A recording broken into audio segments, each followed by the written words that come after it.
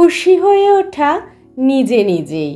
এ প্রসঙ্গে স্বামী সোমেশ্বরানন্দজি মহারাজ কিছু পদ্ধতির কথা বলেছেন, যে পদ্ধতিগুলো ট্রাম, বাসে, রাস্তায়, দোকানে, যে কোনো জায়গায়, যে কোনো সময়ে প্রয়োগ করতে পারবেন। আর এই পদ্ধতিগুলো প্রয়োগ করে নিজেকে আনন্দিত করে তুলতে পারবেন।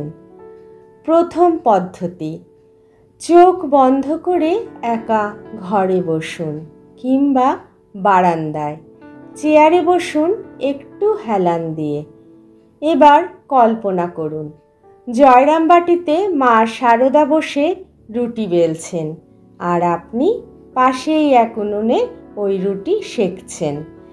কল্পনা করুন আপনারা নিজেদের মধ্যে কথা বলছেন, গল্প করছেন আর এই সঙ্গে রুটি তৈরি করছেন।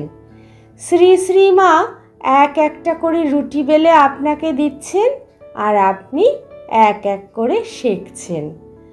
আপনারা গল্প করছেন, হাসছেন, যতক্ষণ ভালো লাগে এভাবে কল্পনা করে যান।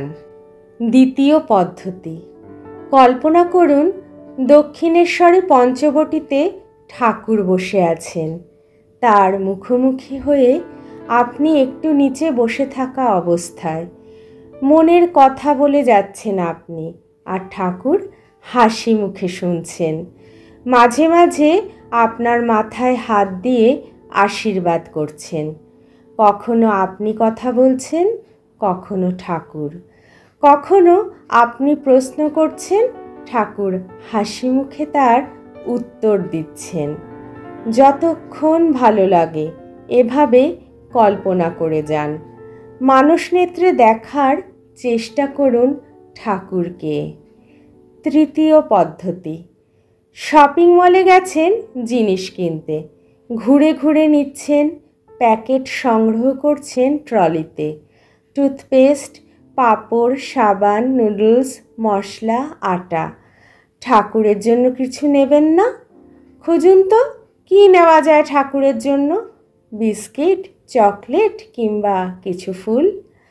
যখনই মলে যাবেন কিংবা বাজারে এভাবে ভাবুন, ঠাকুর ও মায়ের জন্য কিছু পছন্দ করুন ঘুরে ঘুরে। অনুভব করতে পারবেন যে মন আনন্দে ভরে উঠেছে। চতুর্থ পদ্ধতি, দুপুরে খেতে বসেছেন একা। 10টা নাগাদ স্বামী অফিসে চলে গেছেন, তারও আগে ছেলে মেয়ে স্কুলে। বাড়িতে কেউ নেই, কিন্তু একা একা খাবেন কেন? খাবার টেবিলে শ্রী শ্রী মায়ের ফটোটা রাখুন। একটা ছোট প্লেটে তাকেও কিছু দিন খেতে। এবার মায়ের সঙ্গে গল্প করতে করতে খান। উপরের পদ্ধতিগুলিতে বিষয় থাকলেও সেগুলি সূক্ষ্ম, কারণ আপনি দৃশ্যগুলি কল্পনা করছেন। কিন্তু দৈনন্দিন জীবনে আপনি সাধারণত যখন আনন্দ পান তখন বিষয়গুলি স্থূল।